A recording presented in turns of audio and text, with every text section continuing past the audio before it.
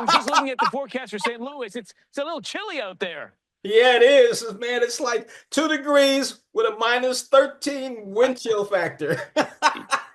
Yikes. All Yeah, right, it's here a we little go. warmer here. Okay, go ahead. A survey by TRAVELZOO shows that coastlines are top of mind for American travelers, especially today. Beach getaways are the top vacation choice for 2025. Look at Gabe. And one of the top destinations is Florida. Our travel guide, Gabe Saglie, is live on the shores of Sanibel Island near famous Fort Myers. Look at him, where peak travel season is already in full swing. Good morning, Gabe. Hey, James, I've got a spot on the beach waiting for you, my friend. Come on out here. I'm Sanibel on my Island, way. Florida. Yeah. Now you're on Florida's Gulf Coast, a crowd favorite, but also an area that's back open for business after recent hurricanes.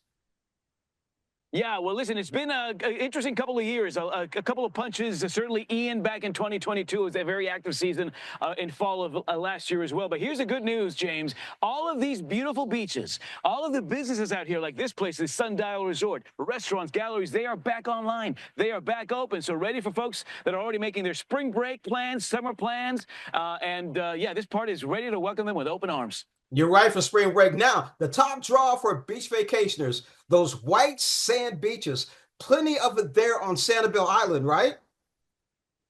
Well, I want to show you something, James. This is what makes this area so famous. This is white quartz crystal in this beautiful sand. That's what makes it so soft between the toes, so special. Let me show you our rooftop cam, just how much of that beautiful sand there is here. You know, right here at the Sundial Resort, more than a mile of beach. And here on Sanibel Island, 15+ miles of this beautiful packed white sand beach. A great spot for doing that morning sunrise walk, catching the sunset at the end of the day. This is also an area known as the seashell capital of the world. These sands here house more than 250 types of seashells, and so the kids love doing that. Great family activity, just walking up and down the beach collecting these seashells.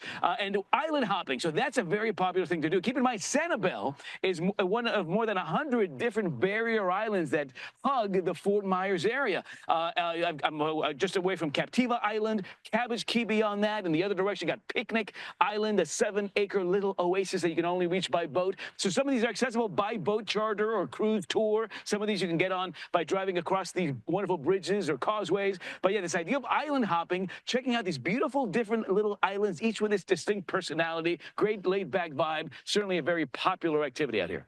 You know, as an alternative to glitchier parts of the Sunshine State, the Gulf Coast offers a more nostalgic, laid-back vibe, doesn't it?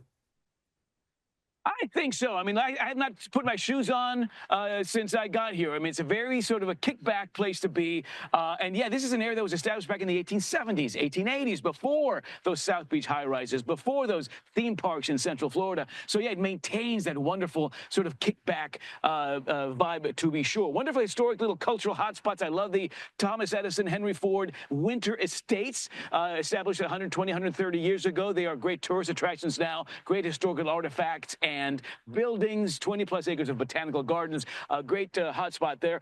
Here on Sanibel Island, no traffic lights, love that, so very easy peasy. No chain restaurants, in fact, all the eating here regionally, locally owned, and of course driven by that wonderful seafood that this area is famous for. We're in the middle, James, of stone crab season that's going on right now all the way through May, so delicious sweet crabs aplenty out here this time of year. Oh man, Mother Nature factor is big in the part of that country. Plenty of wildlife viewing, isn't it? Yeah, and it's right up against the beach. These beautiful little ecological preserves hug these beaches, so it's a wonderful way to commune with Mother Nature as you walk up and down the beach. This is an area known to have one of the largest undeveloped mangrove ecosystems in the country as well. 250+ species of birds. If you're a birder, bring your binoculars, get on down here. This is really an area that is shaped by the Gulf Coast, by these wonderful waterways that meander in and out of these islands, so it becomes a kayaker's paradise. This is a video of the giant Calusa Blueway, a 190-mile paddling trail that's marked and kind of takes you in and out of Gulf waters. Wonderful way to commune with the water. And speaking of the water, that's where a lot of the magic happens. More than 50 species of fish thrive out here. This is a playground for dolphins. You can see them right up against the shore. And of course, manatees, those famous, beautiful, large sea cows, the manatees. They love to come out here because the water temperature is just right. So yeah, this is an area where it's a perfect place to unplug, unwind, and commune with nature at its very best. Gabe, with everything we talked about, what are some of your favorite events on the 2025 calendar? All right, so this is an area right now, it's all about spring training. So a lot of the baseball fans are out here right now watching some of their favorite teams do some spring training. That's the activity that's going to go on through March into April. This is an area that might have been coming back in September. This is the return of the Island Hopper Songwriter Fest. This is a 10-day event, free to the public, 80-plus musicians from around the area performing in venues like boats and beaches and beachside bars.